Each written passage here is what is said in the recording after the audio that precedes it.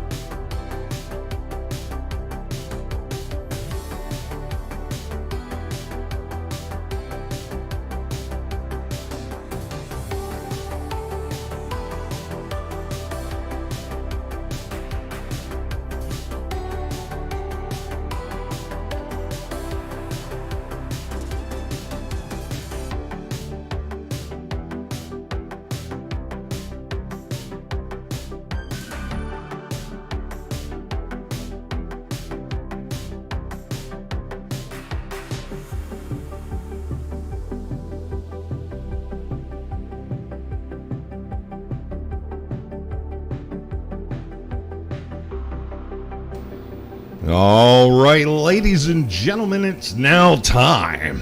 That's right, ladies and gentlemen, it's time for the show. That's right. Normally, we don't do a show on Friday, but tonight is a special occasion. That's right, and that's also why we had a little bit of a later starter time, and we have a special guest. That's right. Station manager is in the house tonight. That's right, station manager is here with us. So what do you say, folks? Without further ado, let's get started with the one, the only, the world-famous Rich Wilson Show.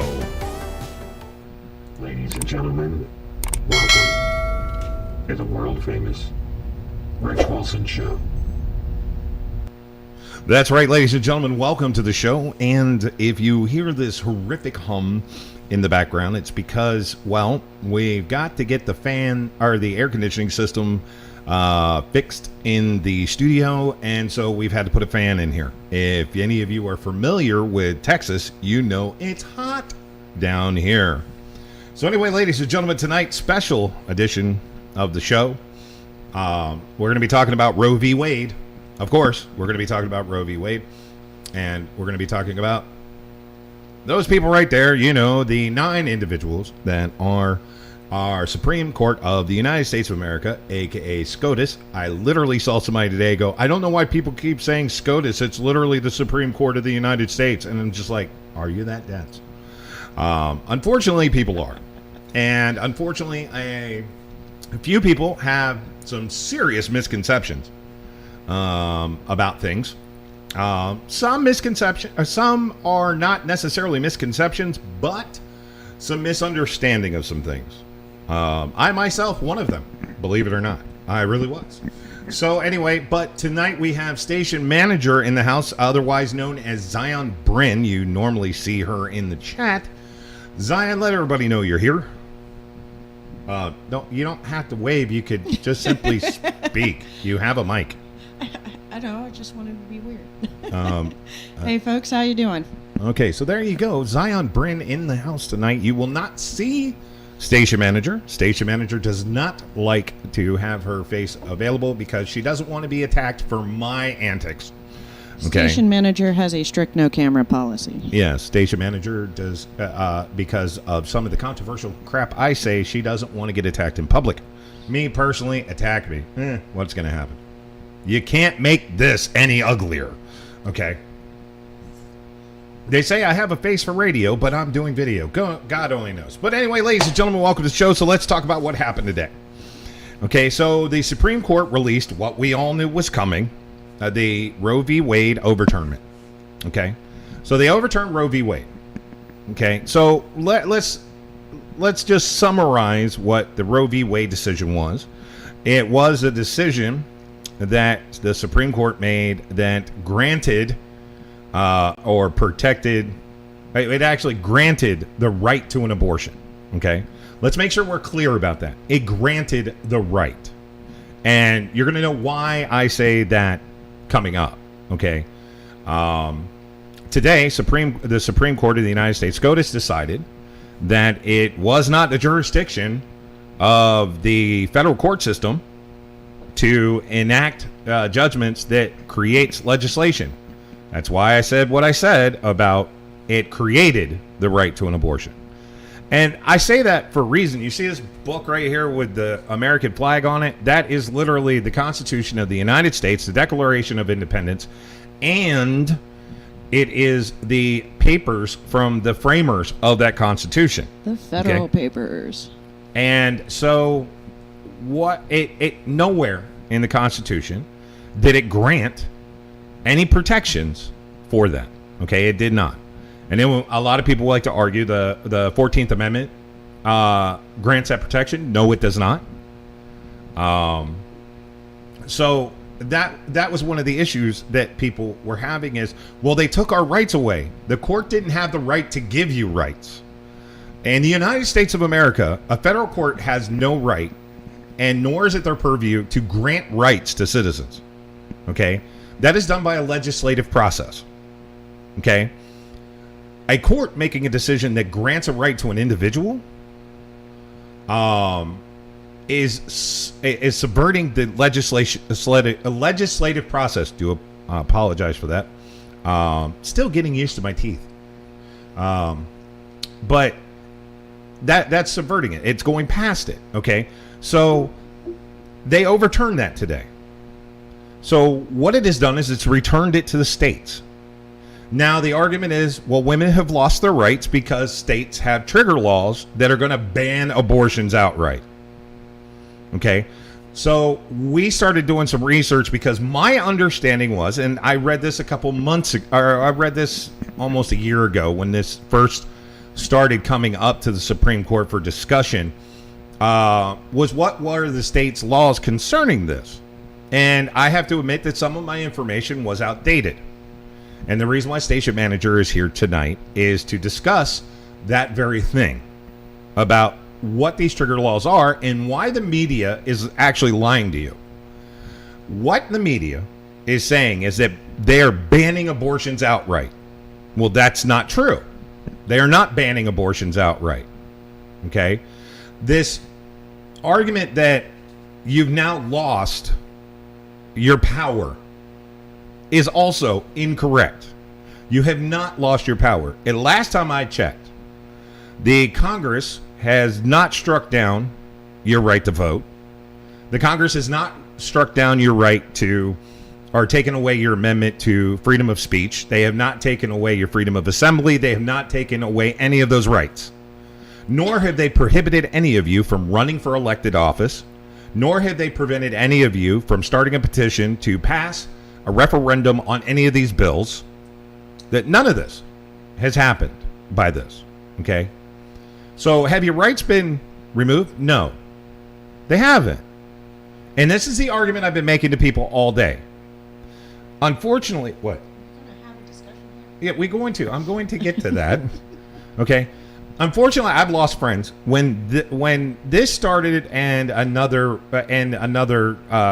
discussion. You know, on my Facebook feed, I had quite a few friends, and that number has dwindled quite significantly. One of the things that I found unfortunate, and I'm going to address this issue, one of the things I found very unfortunate was somebody who I've been friends with since high school sent me a message today stating that I've been your friend for a long time, but since you're pro-life, I can no longer be your friend. And then they blocked me. Okay, well, newsflash, I'm pro-choice. I have been pro-choice. Whether I agree with decisions or not is irrelevant. I have never felt that my personal feelings on anything have any bearing on the subject, and nor should it. But I'm also pro-Constitution. I'm pro-freedoms. I'm pro-rights. Pro-law. I'm pro the legislative process. Okay, I'm pro-Constitution, which means what's in the Constitution. If you want to add to it, you have the right to do so, and we have the right to amend it. We have the right to take away and to add to. It's a living document for a reason. Is it antiquated? I'm sure, in a bunch of places, it's outdated. But instead of government arguing on how many billions of dollars we could spend, maybe our government could actually have a discussion about doing some things about it. Now, let's get on to the subject, because I know people are like, this is not why I tuned in. Okay. Let's get on the subject about the 13 state argument that we're seeing that takes away everyone's rights. First of all, 13 states, and last time I checked, station manager, 13 states is not a majority of the country. Am I correct in that assessment? Yes, so 13 states, according to the way they're being grouped together by some of these media groups, are being stated to have effective bans. Now, that's not entirely accurate. It really breaks down into 8 and 5, where there's a little bit of difference between them. Mm-hmm. There is some truth to the statement effective ban, but it's also a way to hide behind things. It means that it puts severe limitations on whether or not you can get an abortion. And the effective ban, they're saying it might as well be a ban, and unfortunately that's just not true. As a woman myself who might be affected by this is one of the things that I worry about. So the first and foremost, amongst all 13 of these trigger bans, none of them prevent and outright ban abortion completely. Mm-hmm. The first exception, and the number one exception across the board in all 13 of them, is if there is a medical reason that puts the mother at risk of harm. It's worded slightly differently from state to state. Some say harm, which is very all-encompassing in some states. Some actually delineate harm as risk of death and or permanent mutilation or injury or incapacity. So they break it down, the medical definition, the legal definition of harm, a little bit differently amongst each state. And fundamentally, digesting each of those, it's almost agreements across the board as far as what each state's intent with harm is. Generally, you can use the layperson's definition of harm here, whether that harm is all the way to killing a mother or any kind of lasting pain even. It is permissible. Okay. Most of them also allow exceptions for what they call medicinal or medical accident. Say you're in a car wreck, you're in the emergency room, the doctor is saying, taking life-saving actions for you. And unfortunately, those life-saving actions may cause harm to the fetus, that harm would result in abortion. It exempts them from that accidental case. So that's pretty reasonable too. And then 8 have slightly broader definitions that also include exemptions for rape or incest. Okay, so abortion is not outlawed completely. There's exceptions to the rule. Is it highly difficult now in most of the 13 states that they discuss? Has it become more difficult to get the abortion? And that answer is yes. It is more difficult. But abortions are still available. Now, is it trying to think of the best way to put this. Okay. Do I agree with, let's just talk about the state that the station is in. Okay. The station is located in the state of Texas. And one of the arguments that was made is that Texas outright, because Roe V Wade struck down, outright bans abortion because of this now. And they say it's SB 8 or HSB 8. That's not quite correct. No, that I'm saying is that's what people are saying is HSB 8 is outright banning abortion. Okay, but that's not accurate. So what the laws in Texas specifically state, now this trigger ban in Texas actually goes in effect in 30 days, so it's not quite the law. So it's not even like most of the states where it's Monday. As soon as the clock changes from midnight because it's changed on an administrative Actually, level. a majority of the 13 states, I believe it's 3 or 4 of them. I'd have to scan through and count real quick. Only 3 have immediates that triggered right away or on Monday. No, I understand it, but I'm talking about administratively wise, and what I'm speaking by that is the decision happened today, but in order to administratively affect the restrictions, they would go into effect when the clock goes from midnight to 0001 coming Monday, which is when, legally speaking, which is the next official banking day, which is how the federal government lists it.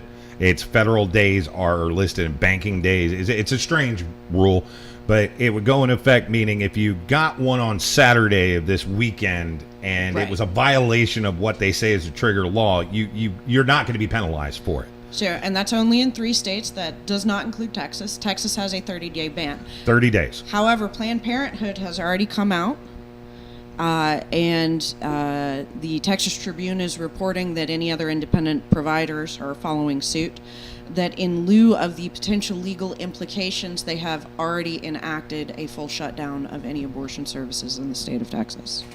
Keep in mind, folks, these are from the folks who are advocating these rights, and they are the ones who skipped out with a month to go. So, not the best look, but... No, it's not. So, that's of the 13 states, like I said. 8 of the 13 do not include the rape or incest one, exemption. 5 of the 13 do. And where this really leaves us even within those states, remember, this is 13 states total. Okay, Rathlos is asking, what are the 13 states? Okay, give me just a second and I will actually read them. Keep in mind, guys, I put these in order based on some legal numerical stuff that it ordered them by, so you're not going to hear them in alphabetical order. Texas, Oklahoma, Louisiana, Arkansas, Tennessee, Missouri, Kentucky, South Dakota. So those are the 8 that are the most restricted. And then the other 5 that are in the 13 list are Mississippi, Wyoming. ID is Idaho, right? Yeah. Idaho, North Dakota, Utah. Sorry, bear with me, guys. I have literally been doing research on all 50 states today to validate what really is going on in each state. I've quite a bit of inaccurate information coming out by the news, so that's kind of what triggered this little project for me to come help Rich on this one.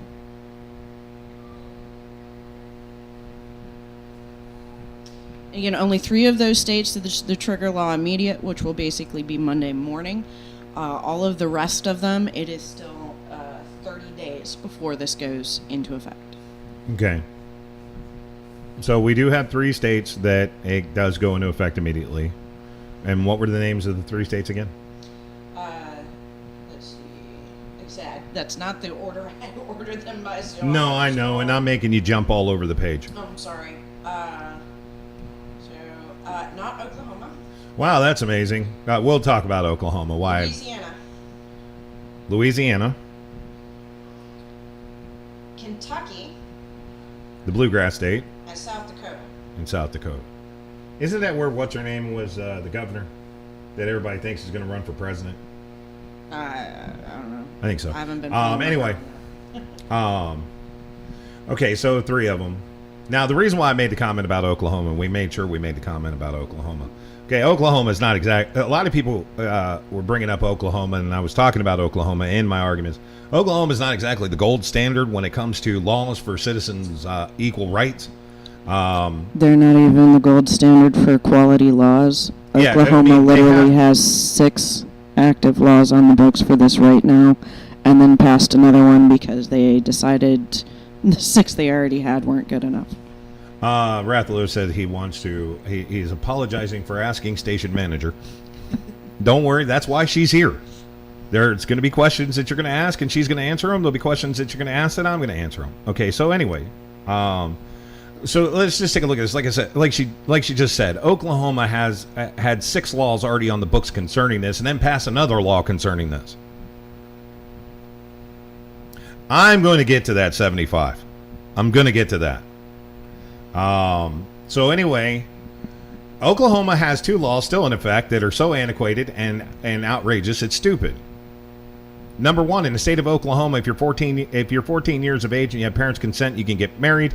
Number 2, in Oklahoma, it is still perfectly legal to drag your wife to the courthouse steps and beat her for not doing what you tell her to do. This is the state of Oklahoma. So not exactly the gold standards when it comes to equality and people and people's rights. Okay, so let's not use Oklahoma as a standard here. I'm pretty sure they would ban just about anything.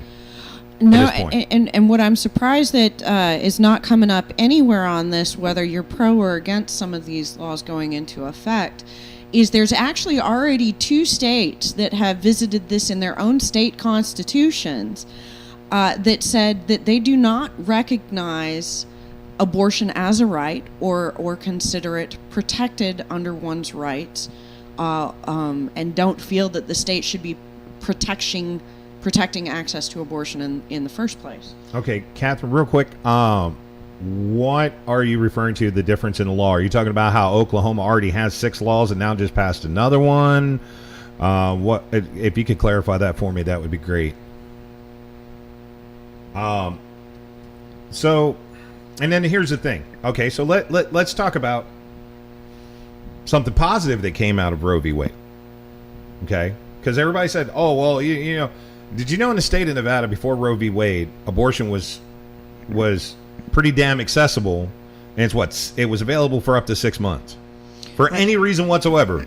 You could walk in and to a doctor and get an abortion if the sky was blue." Okay. When Roe v. Wade passed, it actually restricted that. Now that Roe v. Wade has been struck down, in Nevada, once again, up to 6 months, and Nevada has stated has stated they're not changing anything. Once again, now for up to 6 months, you can literally walk in, get an abortion if the sky is blue. Completely elective, no reasons required. In fact, California, you now have more options for abortions because Roe v. Wade is gone. In New York, you have more. In fact, there is now more options in these states than there was prior to the overturning. So you're speaking of, so just to give you a look at what the breakdown looks like, 16 states either already had or have passed, even under Roe v. Wade, laws that recognize anywhere from the basic minimum of a woman's right to choice. Some of them simply codified that abortion was acceptable under law and used it to regulate some basics for what they consider safe access to abortion. And that's things like the Nevada law that says she's going to make some people mad on that one. Abortion is reasonably safe and acceptable to our parties up to 6 months. So you're literally talking 16 states who either had or have passed since Roe v. Wade laws that recognize and protect, some more expansive than Roe v. Wade was, which, keep in mind, folks, and there's a little variance in this, but remember they've been polling the population quite a bit on this, and in all of the polls we're seeing a fair consistency of 60, and I'll say 60 some odd percent. That last number varies a little bit, 61 here, 67 there, 65 elsewhere, but we're seeing it in the solid 60 range. So a clear majority, not just a 51% majority, a reasonable 2/3 majority of the American people, by polling, support the idea of the abortion provisions funded or established under Roe v. Wade, yep, which is that it is allowable and that there is a limitation to where it becomes not particularly acceptable. And when they specifically polled them about that acceptability part, that is really where they established that, you know, people were pretty comfortable with the Roe v. Wade first trimester window, because when they started asking people, well, should it be allowed to expand These same people who agreed, 60 some odd percent agreed. These same people overwhelmingly, more than 70 some odd percent, again slight variation, said after the second trimester was an absolute no-go, what they call late-term abortion. And when you ask them about the partial birth abortions, when you're at that point where you fundamentally have a child who can safely live outside the uterus, they said it was an absolute no. So it was even more overwhelming than the late-term abortions. So we are seeing consensus on this.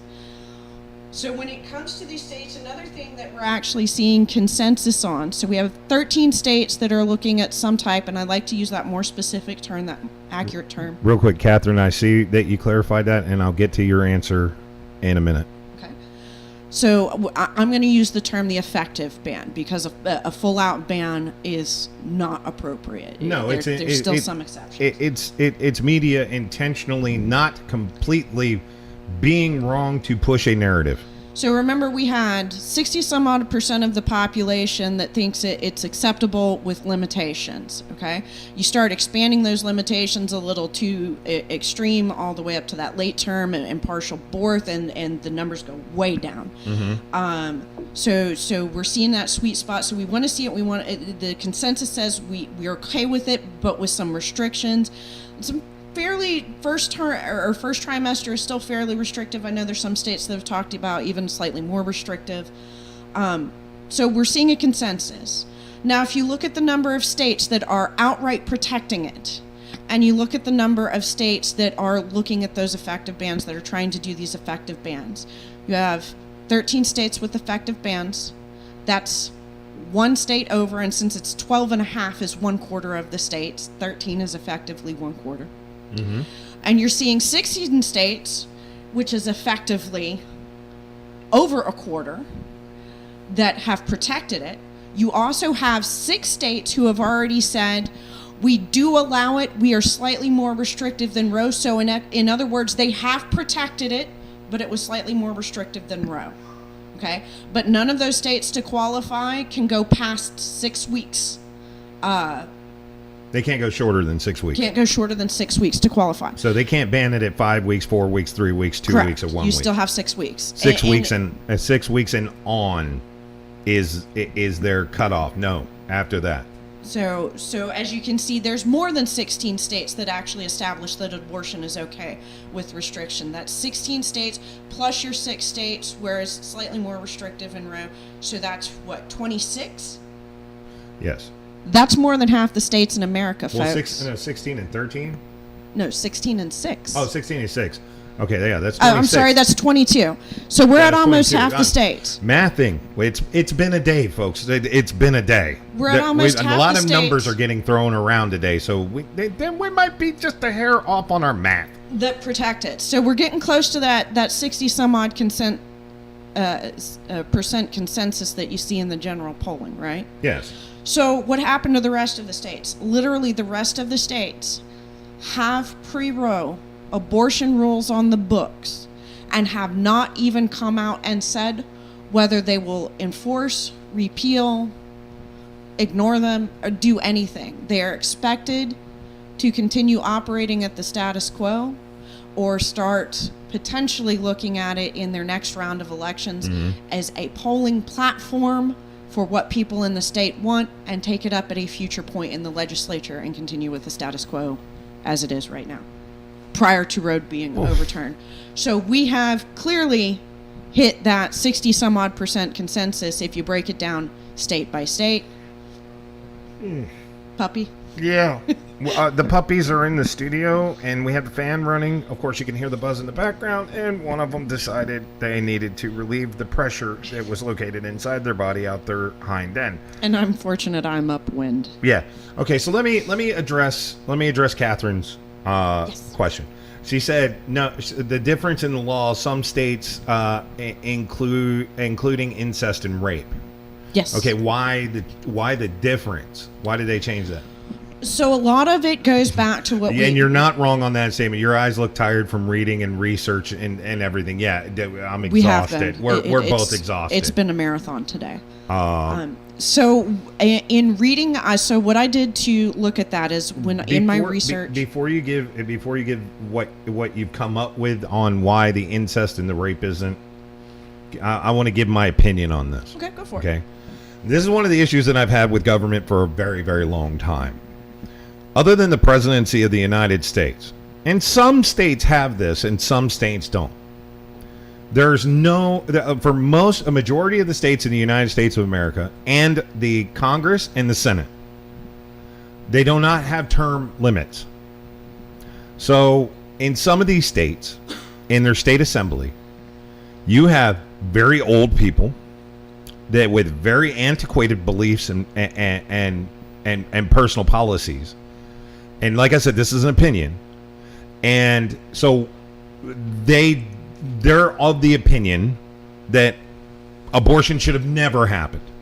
It should never be used under no circumstances. Roll it back to to the early 1800s where women died in childbirth in the Old West, and let God sort it out. And I've literally seen old-ass 90-year-old politicians make that very comment. Fortunately, they're steadily and that's why some of these you'll get some of these politicians go, well, it doesn't matter if it's rape or incest because, well, I think that we should just let God handle it. Okay, well, you know what, old-timer, go sit on a park bench and feed the birds. We'll take it from here. You once were good. You passed that date a long time ago. But that's, like I said, that's my personal opinion. Now, when you did the research on this, what did you find was the reason for some of them will allow abortions for rape and incest and some of them will not? What have you found on that? Well, and see, this is where it's going to get interesting. I did find a little bit of what you were talking about where we've got some pretty old timers kind of just sticking to the status quo. But actually, I found in a lot of the debates that happened on this in the different states, some of them were simply with the possibility of Roe being revisited, which actually happened before this case going up to the SCOTUS even happened. I did compare the dates on that. Quite a few of these were done well before anybody knew this was going to happen. At some point in the last several years in these states, they looked at it and they said, well, it's shaky ground. We don't know what's going to happen. And some of them literally just said, well, we're just going to go back to what we had on the books or something similar because we don't know. And the legislative process will work itself out.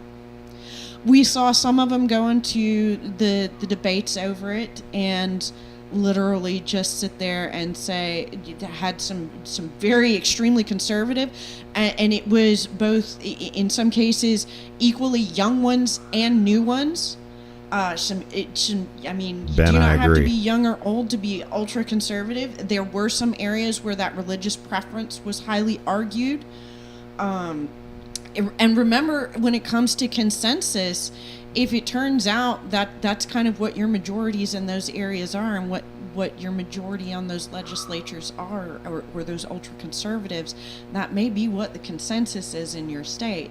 So it was a lot of varied reasons that it actually happened. Some was thought out and argued and debated. Some was literally, we don't even want to have the debate, reenact what we used to have. We'll deal with this when the uproar happens, because that's how these things work.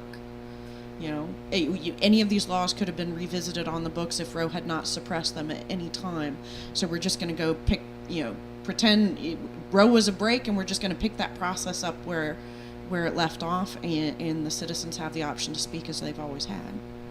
Okay, so let me get to 75 Lurch's comment. He posted that a while ago. I don't even know if he's still here with us.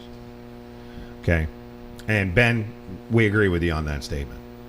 I took the front-facing camera, or I took the canal-facing camera off, so that way people can read it when it goes across the screen.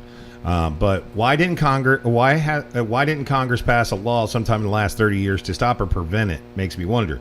And see, that's one of the things I wondered about this is, why haven't we seen a law by Congress sent to the Senate signed off, because if the Supreme Court has already ruled that it's a right, okay, then Congress technically, by the Supreme Court's ruling, doesn't need a constitutional amendment. Okay, they could just draft a law that officially supports that decision, and then it doesn't matter anymore, right? So, but why haven't we seen that? Well, because we did. It was tried. It was bad. But the problem is the bill was ridiculously horrible. It didn't do anything. It was one of those, hey, we made a bill for it, and the other side didn't vote for it. It literally was a political stunt to get votes. And see, that's why you're seeing from politicians, the old, especially the old ones, all this hubbub about how they feel about it, because right now, and I'll tell you, it may come off as an opinion, but I can back it up with statistical numbers on this, that you're seeing all these politicians suddenly give a damn because some of them are hurting on midterms. And this comes during midterms. We have an economy that's in the toilet. We have inflation. We have fuel prices where people are getting second jobs just to pay to go to the first job. Okay? Things like that. So they need something to divert the attention. And this worked right into their wheelhouse. And now suddenly all of them give a damn. Because Nancy Pelosi made this really nice, this nice half intoxicated speech today. Okay? Didn't do any good. And the problem is, where were these speeches before? Where were these speeches years ago?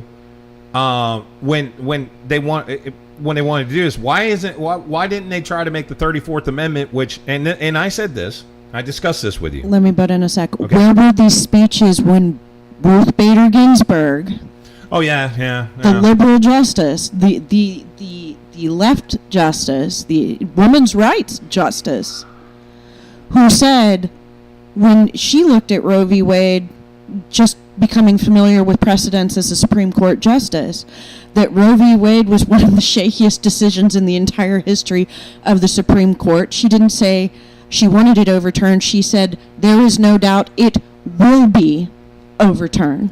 Why not start looking at it then? Okay, real quick, I want to break in on this. Okay, Justin Trudeau, Prime Minister Blackface from Canada, just tweeted. Dictator-in-chief of Canada? We just tweeted, we here in Canada support women and support their right, and will always support their right to choose. This is the same guy who a week ago said that there is no constitution and no rights are guaranteed in Canada. Let that sink in. How much now? Do you see how much of a political football this is for the current politicians that exist? That very few of them actually give a damn. They tell you they do, but Trudeau a week ago literally said, "Why is it smoking in the White House?" Literally, look at it. I can't. Sorry, I've got the news going in the background because I'm waiting for the riots to start. They're already there because they're threatening to burn everything to the ground again. So anyway, it literally is. I'm watching smoke rise up in the White House while Biden's speaking. It must be his brain trying to work. It's coming out of his ears. So anyway, this guy literally a week ago said Canadians have no constitution and have no guaranteed rights. Just said we respect a woman's right to choose and we will support that. This politician doublespeak is what you're hearing. Okay, look at it this way: how can you tell when a politician is lying? They're talking. Well, and that goes back to the core of the act you were talking about. Senate tried to push it through. If y'all remember, Schumer was trying to call for an emergency vote on it and all that stuff. It was the Women's Health Protection Act that they tried to run through on the Senate side of the House. And it had been batted back and forth between the Senate and the House several times. Now, here's something they never mentioned in the big push a couple weeks ago. So it's been batted back and forth between the Senate and the House several times. It was drafted over in the House. And the Senate kept kipping it back because even the senators who were pro pro-abortion and pro the rights that the act was meant to ensure looked at the act and said, but the way this is written legislatively, you can't even pass this. This doesn't even fit within the way the laws of America, U.S. Code. Not to mention how it would across the Constitution, which is what lays out how those legal systems work, it doesn't even work. And one of the things they did was try and tell every state what they would and would not. Well, actually, it gets even worse than that. They didn't even try to tell the states what they would do. They tried to tell the healthcare providers they were going to do this, and listed every single possible excuse for a limitation they could ever think of, and say that these are no longer acceptable and will not be acceptable.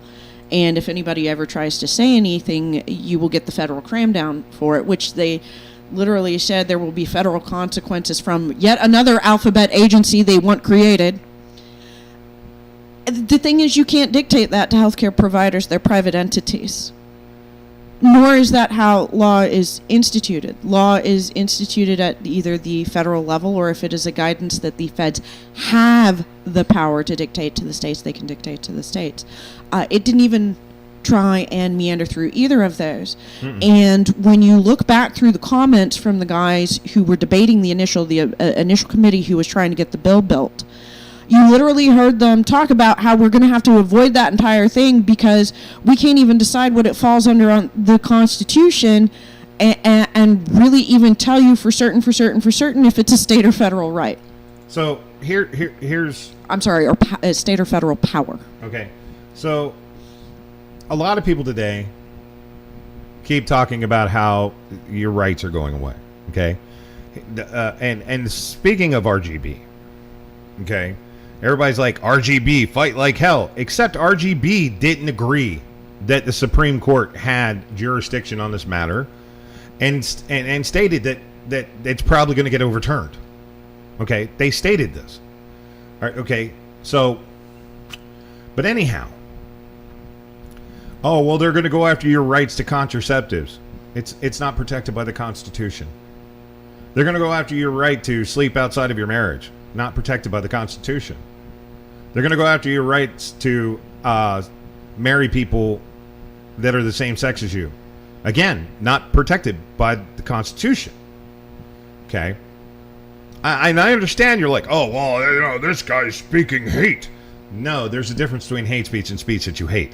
Okay? The thing is, these things are not protected by the Constitution. When gay marriage came up, people asked Congress, pass a law, pass an amendment to the Constitution that grants, grants marriage. And they didn't do it. So marriage is granted, the concept of marriage and the ability to get married and what it is as a legal institution is established in the United States Code. And you know what the funny thing is? It would take one single line added to that U.S. statute. One line. One single line. You don't think Congress can pass a bill that is literally 3 lines? No, they can't. The line would be a name, be the line that's going to be added to the law. The last line of the bill would say what law it's being added to. Yeah, and they can't do a 3-line law or rule. They can't. It's got to have. They could, but politicians are incapable. Well, it's got to have a bare minimum of 50 pages. It has to have redefinitions of everything else, and by the time it gets done, it effectively, almost in a sense, could be translated out to nobody can get married. I mean, it's like last night on my show last night when I was talking about the new gun legislation that's coming out. It is so insanely confusing in certain aspects of it that it's really hard to follow, and some of it's not going to be enforceable because it doesn't make any sense. So this is my suggestion to fix this problem. You guys are sitting there thinking, everybody's sitting there going, we have no rights, we have no way to do this. 34th Amendment. 34th Amendment, quite seriously, protects the rights and privileges of the American citizens to make and have medical procedures, to make medical decisions and have medical procedures, both elective and mandatory and deemed medically necessary. This will cover, and I'm sure there'll be some more language to it, but this will cover your right to have an abortion. It also covers your right that if you decide you don't want to fucking live on this earth no more, you can commit suicide. Okay? Medically supported suicide. It also then will protect transgender people's rights to get transition surgery and cannot be blocked by any law in any state to block that surgery from happening. Why? The state of Oklahoma on the floor literally has a bill that's aiming to prohibit transgender surgeries. For those that are of age and legal to For those who are of age. Decision. Okay, they're talking about not allowing that procedure to happen in the state of Oklahoma. And they're hiding it under some change of gender to document regulation or something like that. Okay, so 34th Amendment. Now, this is what I got told. This is what I got told when I told this to people. I said, make the 34th Amendment. Okay, make the 34th Amendment. And I said, I gave a basic, this is what it covers, right? Which covers rights to abortions. It even covers, you can't get denied to get boob implants. Okay, because it's a medical procedure, not required, but, you know. Now, does it say that? Now, that's not going to say that the federal government says that we have to pay for it. It says that, no, they can't ban that. Remember, the government, if something is a right, cannot restrict your access. They can't restrict your They can't your take access. it from you. But doesn't mean they have to give it to you. Doesn't mean they got to pay for it. But they can no longer restrict your access to it, right? So it protects that, protects all those things. Okay. Well, unless you're talking Joe in the Second Amendment, because it's not absolute, according to him. And then it's over. And this is what I got told in response. Will it be too difficult to do? My response to that, and I never typed it. Because somebody threw out this argument in one of those conversations. Well, you know, if you're cool with this, what about civil rights? What about women's suffrage and all that? Okay. Women's suffrage. Women decided they didn't want to be treated like shit. They wanted equal treatment as men. They wanted to be treated equally. They wanted the ability to form unions. They wanted the ability to be treated equally in the workplace. Start to work on the equal pay system and be able to have the same rights as men. Be able to be property owners and everything else. They had to march. They had to assemble. It was difficult. They fought and it got passed. It finally made it. Okay? Ruth was right. Fight like hell. Civil rights. Well, okay. So they fought like hell, and they got it. And a lot of people involved in that got killed, and they got it. So where would we be in society if the Women for Women suffrage decided to say, "Oh, it's going to be too hard"? Or Martin Luther King didn't stand up. Would we have women on the Supreme Court? Would we have women as CEOs? Would we have a woman vice president, whether you like her or not? Would we have women in Congress? Would we have women, like I said, women CEOs, women owning corporations, women owning property? No, we wouldn't. Okay, what about if Martin Luther King, Malcolm X, people like that said it was too difficult to fight for civil rights and equal rights for blacks in America, for minorities? Where would we be in this? They wouldn't have that ability. They wouldn't have a voice. They wouldn't have a say. They couldn't go out and protest when they believe atrocities were happening. Okay? But they knew it was hard. They knew it was going to be difficult. People died fighting for that. So when you sit there and tell me that it's too hard, that's a cop-out. What you're expecting is the federal government to do everything for you. And in fact is the federal government didn't do anything in this situation. The federal government was not involved, okay, in Roe v. Wade getting overturned. Now you're going to say, well, they appointed the justices, and this is Trump's court. You know, Trump only has 2 of them. It's not a majority of the decision. And again, remember, RBG was one of them. And RBG, if still alive today and on the court, would have more than likely, based on just reading her opinion, would have agreed that it wasn't the court's jurisdiction and would have voted to overturn it as well. And these are not opinions that people are inferring from papers. This was literally a paper she wrote. Okay, and here's the thing, and people are like, oh, you don't know, but I read all of it. And in fact, I've read RGB's book. In the book, and the bad part about it is on social media, people only quote her saying fight like hell, her saying these little tiny statements, but not reading the entirety of what she has said, and even the entire section in the book about Roe v. Wade. You don't read it because you're going to take the little snippet that you're told to read. And that's where we run into this problem. And the reason why I said, and I want to make sure that I make this clear. In a discussion today, I was asked if I would admit that I was wrong. Okay? And you know what? Jennifer Catlett McCall, I know you're not watching. If you have friends that are watching, by all means. Was I incorrect? Yes, I was incorrect on certain things in that discussion. Was I? Yes. Was I completely incorrect? No. Were you completely correct? No. And that's the problem we're having with this discussion. This is the problem we're having with this debate. Half-truths being spun as complete truths. Painting with stupidly broad brushes and applying it to the whole. We had a discussion on this show the other day. Application to the individual. And when the individuals get together to make change, change happens. But if we're going to paint whole groups, people stop listening, people stop talking, they just start screaming, and no one's listening to each other. Collectivism is a tool for either manipulation or being lazy. I'm trying to see what's going on there because there's a barricade set up somewhere in San Francisco, and now a bunch of people are going through it into if you're in San Francisco right now and you're a part of whatever's going on TV, watch your step. There could be human feces there. Just saying.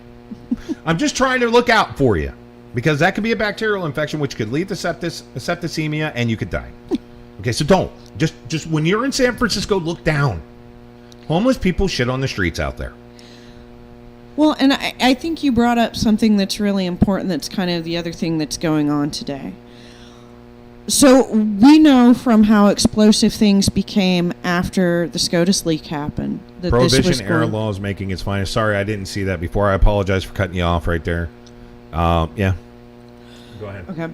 We saw that this was going to be a very upsetting topic. And we also saw fairly effectively that politicians are using it very politically right now. Very much so. Okay. This has become a political football. So here's the thing, and this is true to everybody on this side of the argument. Right now, we had warning, and so many people were psyched up going, please change, after the leak occurred, that it's almost like they're even doubly so upset. Or maybe not. Maybe it's always been this upsetting to them, the prospect of Roe v. Wade getting repealed. But here's my concern over this. It's okay to be upset by this. This is something that's been around for 50 years. And it's something that leaves questions on what's going to happen next. Change causes uncertainty. Uncertainty causes anxiety or even fear. That's human. There's nothing wrong with that. But we don't need to be making decisions, and we don't need to be making enemies out of people that we were friends with, because we can't discuss this with them because we are so damn upset. Never make major life decisions. And I would call trashing a friend a life decision. Mm-hmm. You don't make those decisions when you're very upset. And I would say by the reactions on social media, out of a lot of people today, there's a lot of people very upset. And that again, that's perfectly okay. And it's understandable. We live in Texas, as you've heard us both say at this point. We're pro-choice. We do not agree. I will tell you right now, we do not agree with what could go into effect in 30 days. And I'll tell you already, he and I have already been having discussions as far as, at least for myself, because I've nitpicked his political knowledge on this, what I can do to mobilize to relax Texas laws on this. I think the laws are too restrictive. Here's what you do. All right. Okay. So station manager, here's what you do. This is what you do. Find out who your representative for your district is. I already know. Okay. So at the state house there in Austin, Texas, that place that if Civil War ever broke out, we're just going to wall it off and forget it exists. But anyway, Austin, Texas, your area state representative, and you're going to try to contact them. First, what you do is, you send them a letter, but nobody sends letters anymore. It's like the day's gone away. You send them an email. Email their office, say, hey, I would like to get an appointment to discuss some issues with you. Of course, now most times you're not going to get a response back on that. Okay, you keep trying.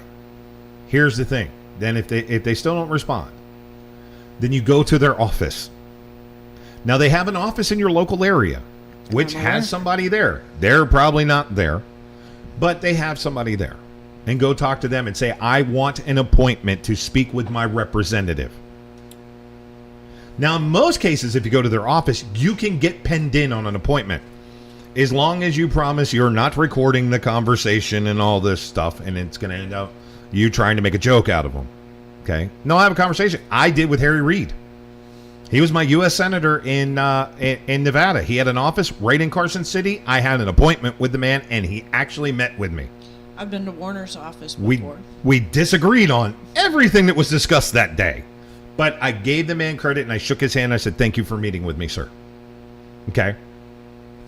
You can get a chance to talk to your state assemblyman or assemblywoman or assembly person, okay? And then tell them how you feel and have a discussion with them. Now, if they look like they're blowing you off, here's your next stage. Start talking to people, start getting it out there that you disagree with this decision, not because you think that abortion should just be willy-nilly all the way up to the day before birth, but you agree that abortion should still be legal, and put out what you say is what you agree with. Find out if there's other people that agree with you. And if so, get those people together. Discuss with them. And then start working on what's called a referendum. Okay? Start working on what's called a petition to referendum. Okay? Here's how Texas state law works. Okay? It's in the state of Texas Constitution, because a lot of my friends are in the state of Texas. Okay? All right, so this is how this works. If you can get enough petitions, and I didn't get far enough to read the number today, but if you get the correct amount of signed eligible voters in the state of Texas to sign this, it goes on to the next vote.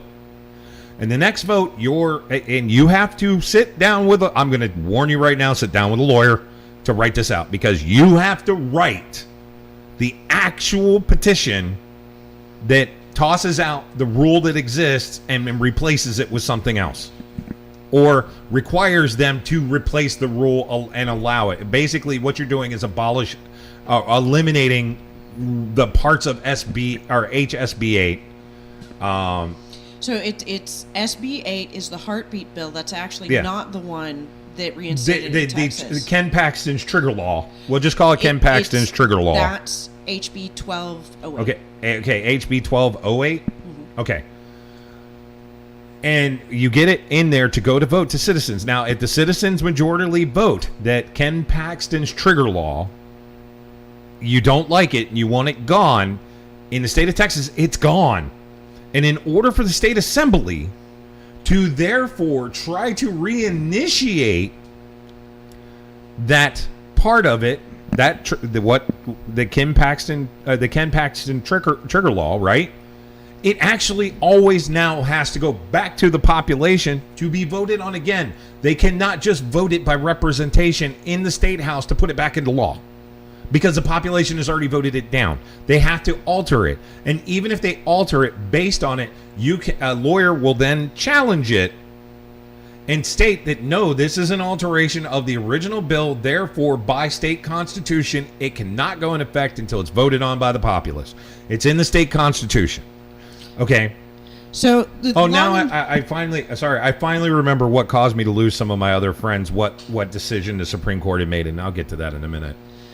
So what you're telling me is a very descriptive version, but in short, there is a full process for handling this in Texas, and it's not just show up and annoy your representatives. No, I have direct recourse on these people, and it's not even just, well, I'll vote you out. Yeah, it's a process, and that's your last option. Okay. Okay, but it's literally in all 50 states. it is almost the same exact process, except for the Constitution on how bills get removed, and the petition processing is different in all states. But when it comes to starting this process and getting laws overturned as a population, all 50 states, you have that right to do so. It's protected by the Constitution. So I just want to point this out for some folks who have been very upset on this today and have made some, ranging from some somewhat logical to some obviously more irrational from a much more upset place, arguments as how we are all doomed because of this. And what you're telling me is, in fact, by them overturning it and it coming back to the states, I do actually have more power to affect something. As far as I'm not part of the consensus of what my state is saying is the consensus right now, I personally believe and am down for the challenge of, let's see if we get the people mobilized, if that consensus proves to be real. I think we may find out that a lot of our representatives in Texas who kind of thought this was the way things were going, remember, they didn't write a new law, they reinstated an old one, who sat here because, I mean, they still passed the heartbeat bill, so they obviously believe they have popular support and have popular support for more restriction, but they didn't fully restrict it. And now we've gone to the pre-Roe law. So I want to challenge the consensus in my state, and I'm up for that challenge. Let's get it out there and find out. And here's the downside, guys. If I'm wrong and my state doesn't have the consensus, guess what? It's still democracy in action. I don't get to not like it. If I sit here and say I love America and I love democracy, and then want to throw democracy out with the bathwater because I didn't get my way, it's not much of a constitutionalist of me or a libertarian. And think about it this way. Do you think every single one of our founding fathers wanted the citizens to have guns? Yes, I do. But they didn't.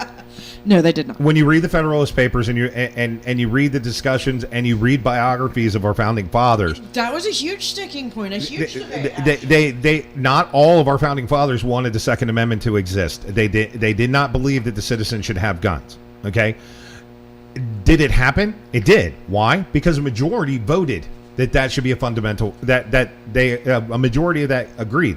Now, did those founding fathers pick up their toys and storm off and burn down half of Philadelphia? No. No, they found the consensus. And I bet you're thinking, well, the D.C. No, we were in Philadelphia doing that. It started in New York, and then in Philadelphia, and then eventually, later on down the road, we got D.C. Okay. We started in Virginia. It got some in Virginia. Then we got D.C. Yeah, it went to Virginia, then to D.C. But anyway, okay, that's how the system works. If a majority of the people, now I know people are like, well, the presidential election. Let's not even get into that. But when it comes to laws, like right now, do you guys know how to remove an amendment from the Constitution? Okay, you can. You need a supermajority. You need 75% of the House of Representatives to agree. The president has to sign off on it. Then it goes to the governors. The governors then send it to the state assembly. And then it goes to the population. At any point in that system that it fails, the majority, the amendment cannot be removed. Now, to add an amendment to the Constitution does not require the same. It's a little bit simpler. It's a little bit simpler. But it's not entirely easy, and that's because the Constitution. It's that way on purpose. So it's got to be literally good for in for the penny, in for the pound. It's got to literally be something that'll raise up to the test of consensus of everyone, first of all, which is hard to do. And the reason why it was made difficult on purpose was so that government doesn't start adding or subtracting constitutional rights based on a whim. Okay, because any country in the world in history that has done that has failed. Well, and I know some folks I saw in some of the discussions today brought up the ERA, the Equal Rights Act, because it hit on some of these items. For example, Sorry, I didn't mean to kick him. It tickled the back of my leg. Ensuring the LGBT community for sure had equal rights. You know, gay marriage would not even be a question after that, after something like the ERA passed. Here's the issue. ERA got sent out for that and did not make the burden. It did not pass.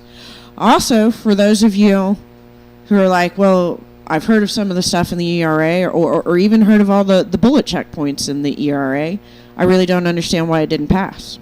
Again, same thing we found when we started doing a little more digging in the various statements made about the trigger laws and the laws that would be reinstated and what exactly each state would be going to in terms of Roe being overturned. And I will tell you out there, first of all, the bullet points you get on the media are garbage. The second of all, the ERA was another one of those bills. We can't even write an amendment without having some surreptitious, funky writers in it and keep it to the way amendments to the Constitution are written, which is on simple principles, not on, whims of the current regime that's in now. This is the token issue of the day. Mm-hmm. And the Constitution's written in that style for a reason. It's hard to pass because once it's up there, it's even harder to remove it. We don't write the Constitution as a basic statement of law. We write it as a principle or a right that will be followed. So, raising to that level of bar is high, and it should be high, and the ERA didn't cut it. Now, do I think the principles that people were discussing, should that have been the only thing covered in the ERA, would it have gotten through? I think so. I really do. Now, to address another issue that came up today, discussions that came up, one popular argument that's being used is, well, obviously they're coming after all of your rights because they got rid of your Miranda rights. Okay, so that is one of the most confusing cases I have ever read. But let me explain something. If you actually read the Constitution, did you know that every one of your Miranda rights are guaranteed in the Constitution? Did you know that? That's where they come from. And that's where your Miranda rights came from. So there is legitimately no reason to even have a law called a Miranda rights law. There really isn't, because it's already used. And people are like, well, now they don't have to tell you about your Miranda rights, so then they could do whatever they want. That's not true. Okay, that's totally not true. Because the ignorance of the law is not an acceptable defense. And you need to understand that your rights were already guaranteed. You had the right to an attorney. You had the right to remain silent. You had the right. You have all of these rights already.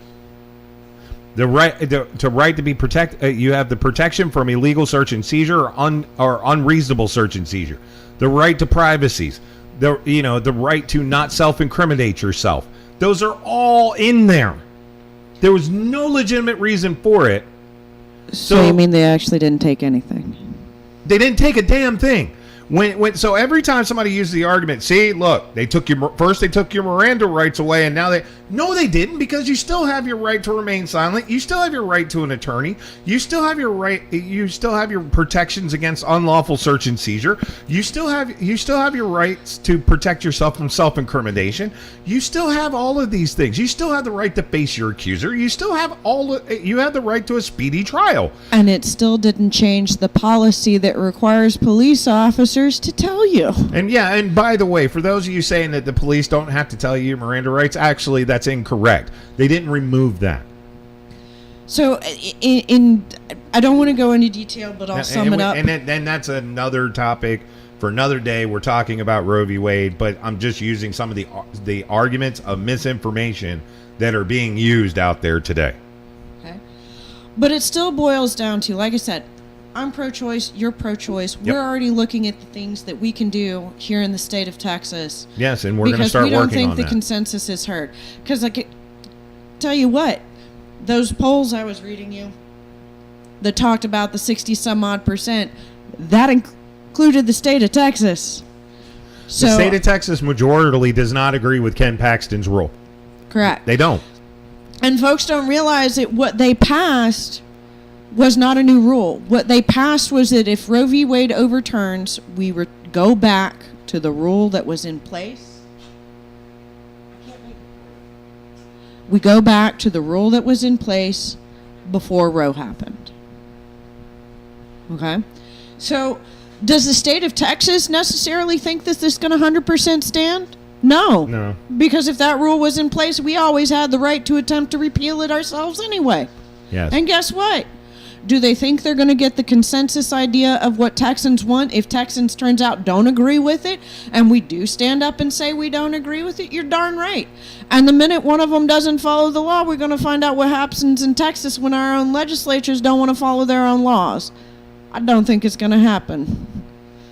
So, and we need to go ahead and wrap this up because we have, things that we have to do, but I told them to have a snack, so I'll tide them over so we can have a little bit more. I understand that, but we're beating this into the ground. Well, because I'm watching numbers.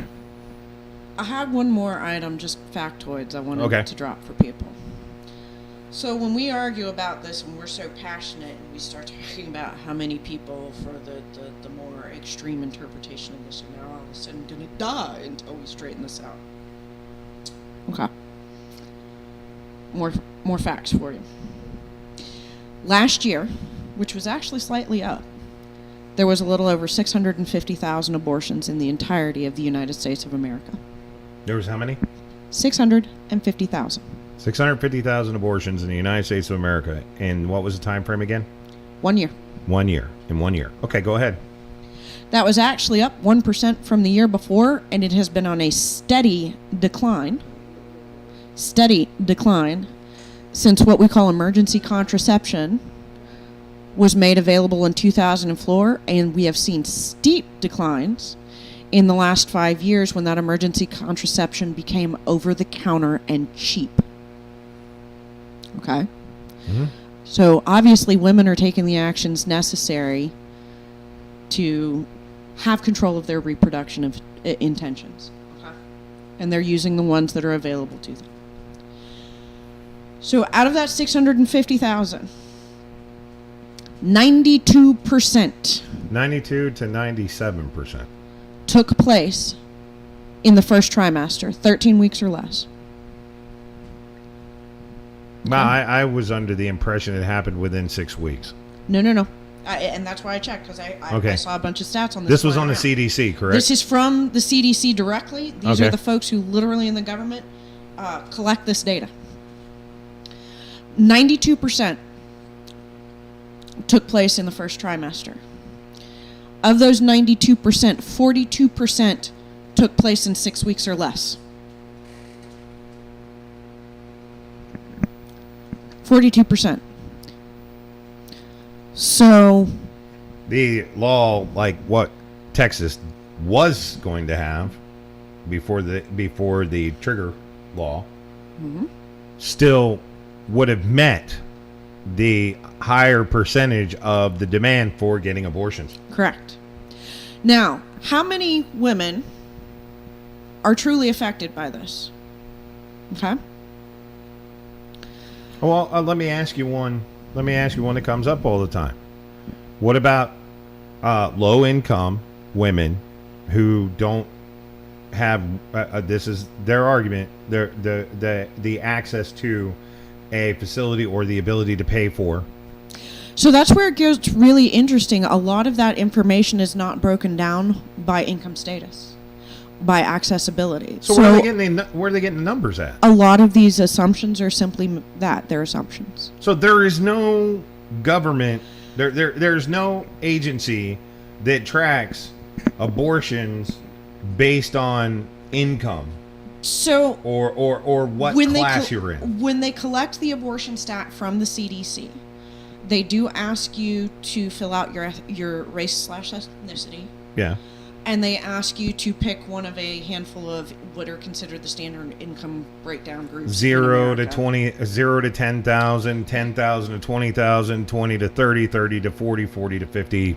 But they do not collect stats that ask you about your accessibility and were you able to get it. Now, partially, that understandably, well, you're at a clinic, that's where you filled out this information for the CDC, so, obviously you found a way to get there somewhere. So this data that comes on accessibility or likelihood to accessibility is coming from outside organizations, and I urge people whenever these numbers come up, go check out who's publishing them, because the four flung at me today were all published based off of extrapolated polling data from the activist organizations that were pushing the point.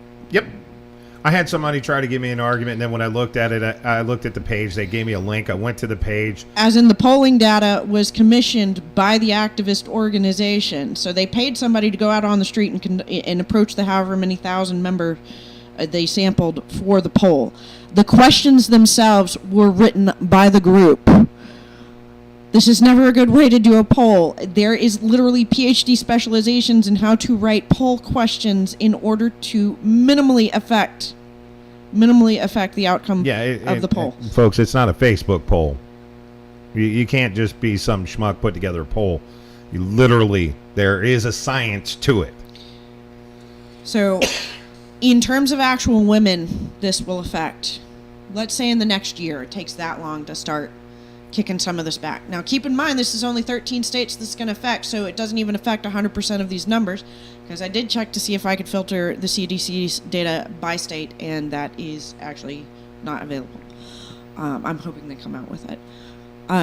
So this is for the entirety of the United States, so keep in mind, less than or right at 1/4 of the United States is affected by this. 11 women per 1,000 women in the United States. 11 per 1,000? Have an abortion in a given year. Or have a reproductive issue that would bring them to consideration of accessing abortion. Doesn't even necessarily require them to go through with it. Okay. For that particular statistic. So 1% of the women, not the population, 1% of the women in this country will even be affected by this. Okay. So, or would be in a position where they had to concern themselves with whether or not they could get an abortion during that year. So it's not all women. Correct. Even though they keep saying that every woman is affected by this. 1% may be affected in any given year in that potential situation. And remember, now that we know that only 13 states have affected that ban, what portion of that 1% of women who are affected already, on average on the annual, would therefore be affected by the changes out of those 13 states? Because you heard the numbers we went through earlier. We saw how many of these states, we saw what percentage of abortions actually take place within that 6-week time frame. So that would be what, 0.24%? No more than 0.25%. No more than 0.25, so not even a 1. Mm-hmm. Okay. No, I would say reasonably, and I'm going to continue to do some digging on this, that would be, and this is why I wanted to see if the CDC had a breakdown per state, because I was just going to take the numbers out of that total per year per state affected and just pull them out and say these are the percent that still that would be affected by this, and all of the rest of these pretty much carry on per normal. Mm-hmm. So again, you'll have a small percentage that, because those 6 states have gone to the 6-week requirement, may be affected. As you can see, nearly 1/2 of abortions are still within that 6-week time frame. So even within those states enacting those, half the people in the state would still be eligible. It also demonstrates both that statistic rising over the past several years and the statistics dropping in those that actually have to seek abortion, which we can say they have CDC in their contributing factors noticed was a direct correlation to the emergency contraceptives and more regular things like Obamacare, more regular, consistent, funded access to contraception and birth control, more availability of access to Plan B, your emergency contraceptions, and the price in those reducing so that they are more regularly, more widely accessible by women regardless of income. And we are watching those direct impacts on the years since they have taken effect. It's a very likely correlation. So we know those are making an impact, and we can see how low that is already. They can continue to make an impact, which means those numbers on who's affected by those 6 weeks and whatnot continues to go down. The abortion rates would continue to go down, and you're still only affecting a proportion of them with the 13 states. And like I said, all 13 of those states, nothing is set in stone. Nobody says we can't rise up and challenge what their proposed consensus is. Every single one of those now have direct opportunity, which we didn't have with the federal government, to go make our voices heard, challenge the consensus of their state, force them to do a recount, and if we don't like it, we change it. By the way, folks, anybody that's in the chat room that sees that pop up on the screen, do not click on any links that get popped up on the screen whatsoever. In fact, I'm about to go in there and get rid of that as soon as it loads the chat, if it ever does. I hope folks in these 13 states like myself, after we get over the shock of what happened with Roe today, like I said, wasn't a shock for me. We got a warning. But some people it was still a shock. I really hope that as you calm down, that you realize your voice does have a direct impact. You will stand up with me and the other folks who don't think this is our consensus, and we go find out. We challenge this and find out. I'm actually, in a weird way, kind of stoked. This is the first big issue in my lifetime that's really been at the state that I'm going to have a chance to really have a voice in. So I'm actually kind of looking forward to this. I think it's kind of a step forward on some of this stuff. Yeah. Well, and we're going to have to see how this all plays out. There's literally... God, that woman is just... looks like a horse. Sorry, AOC is currently was at the protest today at the Supreme Court, and they just had a picture of her on the news, and she looks like a horse. Every time it's like her face is out there. Anyway, folks, there's somebody's posted up an advertisement on the page. Do not go anywhere. Do not enter that promo code you see on the chat. None of that. It never ends well. Unfortunately, it happened, and I didn't have the chat up, so there's nothing I can do about it because it only shows me what I see since I joined in that chat. But like I said, we're gonna have to see where this goes. We're gonna have to see how this plays itself out. The only thing I got to say about this now, I understand that a lot of people right now are very upset. I get that. I trust me, I get that. But we don't need to destroy our communities. We don't need to burn the place to the ground. What we need to do is to assemble. We need to speak to our representatives and change our laws locally. And we need to speak to our representatives at the federal government to actually pass laws that give these protections. The Supreme Court of the United States and no federal court of the United States should ever legislate from the bench. That is not how this country was designed, and it should never be the case. Okay, again, me and Station Manager are pro-choice, but we are also pro-constitutional, which means we do what we do as our founding fathers said that we're supposed to do. Legislation happens in the big house, in the house next door to it. Okay? It happens at Congress. It happens at the White House. It happens at the big house in all of our states. It happens at your city councils, your town halls. Okay? That's where your legislation happens. Not in a court, and not by people who are appointed for life. By the people you elected. And if they're not doing your will, if they are not following the will of the majority of the people in which they represent, fire them, vote them out. Do things like, and most states have a version of this. Go after the law they pass that you don't like. Get those petitions. California, the proposition, what is it? Propositions that they do it through. It's still a petition to get it started, to raise a ballot question to overturn a law that the population doesn't feel that was just or acted in their stead by their representatives. No. It's a ballot question, is to strike down a law. If you believe, and like I said, 34th Amendment should be a thing. It should be. Protection of medical procedures and decisions, whether elective or mandatory.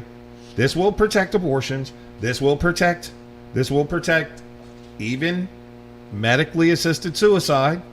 This will also protect transgenders and surgery, so states can't outright ban that. It means nobody can ban you from getting any of those procedures. Freedom of medical choice. Freedom of medical choice should be the 34th Amendment of the United States of America's Constitution. Okay? And we can, and all of us can make this happen. But if we decide, then it's going to be a situation where if you don't agree with me 100%, then screw you. We're not going to get anywhere. If you decide to burn your cities to the ground, we're not going to get anywhere. Like I said, I understand everybody's upset. I get it. You feel like your rights have been fundamentally ripped away from you. They have not. Your rights have not been taken away. Okay? Don't believe that for a second. You still have your rights. You still have your freedom of speech. You still have the right to assemblies. You still have the right to protest. You still have the right to have your voices be heard. And you still have the power to affect it. Every time there's been a major shift in this country, people have exercised those rights. And they have fought for rights they did not have. And those changed. This is when we need to stand up together. She already told you the majority of the country does not agree with banning abortion outright. Over half of this country believes that abortion should be.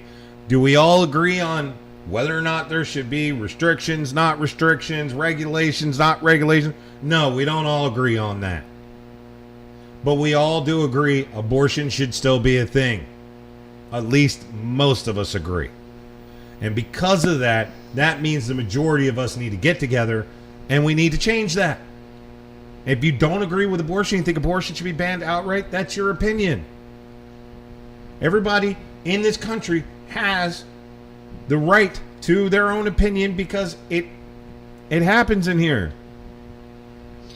But also remember, when the consensus speaks, when the democratic process has worked... Right now, the news is playing a video of Joe Biden, when he was a senator, stating women don't have a right to an abortion, nor do they have the right to choose.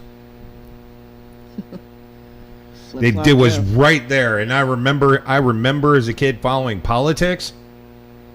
I remember that when he was interviewed on 60 Minutes, and he sat there and said, "Women don't have the right to choose. Women don't have the right to an abortion." That's the current president of the United States, folks. He's obviously changed his mind on yet another issue. Well, I mean, he also didn't believe schools should be unsegregated. He didn't believe that white kids should go to. He honestly did not believe that white kids should be involved in should go to inner city schools because it's a jungle. He's also said you can't own a gas station unless you or a hotel unless you have a specific accent. I mean, the man is a freaking racist. For another time. I know it's another rant. Most of you who know me know my feelings about Biden. He was my senator. I grew up in the state of Delaware. we partied our asses off the moment that Obama won the presidency because we finally got rid of Joe Biden. The problem was all the alternatives we got since have sucked just as bad. But another argument for another day. We have talked about this enough. Self-love, self-care for the trauma today. Yes. When it's done, pick yourself back up, roll your sleeves up. Problems are just opportunities and work clothes. That is especially true in this country. I hope we have armed you up with some better, more accurate information as far as what the real picture in this country looks like. And I hope we've armed you with information so that if you don't like where your particular state is headed, you have an idea of what to do about it. I also hope for those out there that as this fight happens, and it will, and it's about darn time, it was inevitable, that you remember we are a democracy. Let's go out and exercise those democratic rights. And when they have been exercised, and it turns out that your opinion is the minority, not the majority, it doesn't mean burn it all down. No, sometimes something you stand for does not have the support and will not go through. It doesn't mean burn the place to the ground.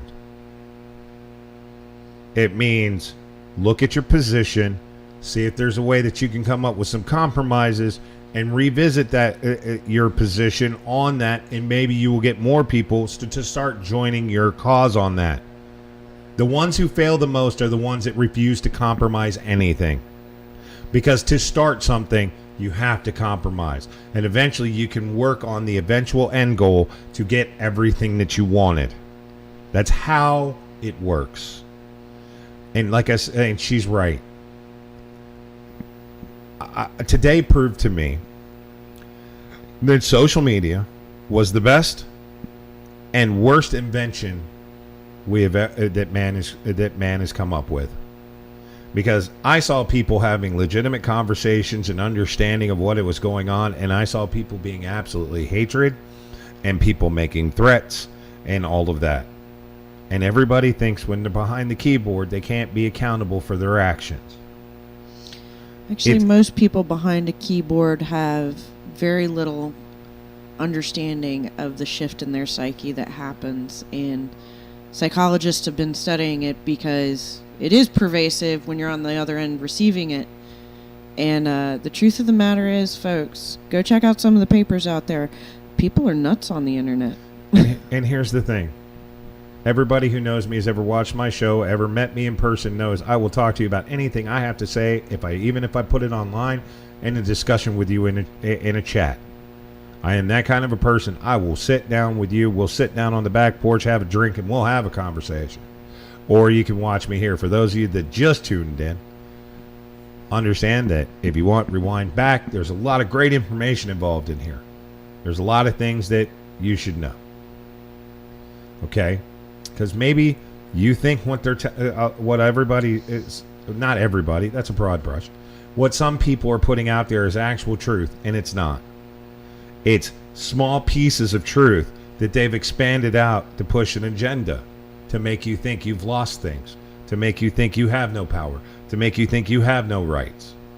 The Constitution was not abolished today, and we didn't suddenly become Canada. Okay? It didn't happen. Now, do we have a racist in charge, just like Canada? Yes, we do. But, okay, you can't get it all right. You can't get it all. But, take some time. Sit back, have a drink, enjoy a meal, call a loved one, spend some time. And when after this weekend is over, calm down, think about it, and start to look at Monday. What do you need to do to change things? If you want to go to a protest tonight, if you know there's a protest happening in your town, you want to go out there tonight, and you because you feel like that'll make you be heard, then by all means do it. But don't destroy anything. Or just let the anger out. It is actually very cathartic in that respect. Just keep it legal, guys. Don't destroy shit. Don't steal shit. Don't use this as an opportunity to steal shit and burn stuff to the ground. It's not going to get you anywhere. Go out, have your voices be heard. Be peaceful, but be safe. Be safe. If you find yourself in a situation where you don't feel safe, get the hell out of there. Don't be somewhere. that is unsafe to you. I don't want any of my followers to be out there tonight to be safe and be unsafe. I want you all to be safe. And I have no problem. I served this country so you could go out there tonight and let your voice be heard, but not so you could burn shit to the ground and get yourself a pair of 5-finger discount Adidas. Okay? It's not why I did it. That's not why any of us who did it. Okay? Not so you can get a free. I almost dated myself and said free VCR. A free TV and improve your wardrobe at discount prices tonight. Okay? But go out there, take your signs, let your voice be heard, be around people that agree with you. Just the moment shit starts getting stupid, get the hell out of there, because it always does. You've always got those agitators going to go in there and do something stupid. Get out of there before it does. Meet with fellow protesters and say, hey, all right, we've been out here, we've done this. Now, let's go have a coffee. Let's go have a beverage. Hell, in most states, Denny's is open 24 hours again. If you're lucky enough to have a Waffle House, they're open 24 hours. That sounds good. Go sit down, enjoy. Yeah, are we doing the stir fry tonight? Okay, then we'll hop in the car after this is over. We'll go to Waffle House. Dave, dinner's on me tonight. I'll take y'all all out. Okay, there we go. But anyway, guys, we've talked about this enough. If there's any information or any questions you like that you'd like to ask me, you can hit me up. TheRichWilsonShow.com. There's an email link in there where you can email me any of your questions. You see the Discord link that keeps popping up there. By the way, somebody said I try to click on it and it doesn't work. Screenshot the page when the link is all the way up. Then what you're going to do is on your phone, Android or Apple. Apple has a lens. Has a lens. They have Google Lens on Apple. Take Lens, click on the photograph, it'll pull the website. Be a part of the Discord server, okay? Ask questions. If you have any questions, ask them. If you want to discuss this, discuss it. I will tell you, keep it civil. The moment anybody in my chat room decides to start lobbing threats, poof, you're gone. Okay? But have a civil discussion. That's what we're all about here. We're here to make the news, try to make sense for you. So anyway, ladies and gentlemen, have yourselves a wonderful night. Be safe with whatever it is that you're doing. Be safe. Thank you, station manager, for being a part of the show. You know her as Zionbrin in the chat room. That is station manager. Thank you for doing research for the show tonight as well. It wasn't easy to cram it all in as quick as we needed to. But thank you so very much for your hard work and effort and everything you do for the show. Dave, thank you again for coming in tonight. I know you're supposed to be off. Dave really loves this job because it's almost a guaranteed 3-day weekend deal. Unfortunately, once in a while I call him in. But everybody out there, you guys have yourselves a good night. Okay? Be safe. And give your loved one a hug. And if you don't have a loved one, call somebody and give them a hug over the phone. Okay? You guys have yourselves a good night. For everybody here at the world famous Rich Wilson Show, I'm Rich Wilson. You're not. And with the way things went today, be glad you aren't. Okay? We'll be back on Monday as long as the world is still here. Okay? We'll be here. So I got to turn that off and we're out of here. Goodbye. Hasta la vista, baby. What you just said is one of the most insanely idiotic things I have ever heard. At no point in your rambling, incoherent response were you even close to anything that could be considered a rational thought. Everyone in this room is now dumber for having listened to it. I award you no points, and may God have mercy on your soul.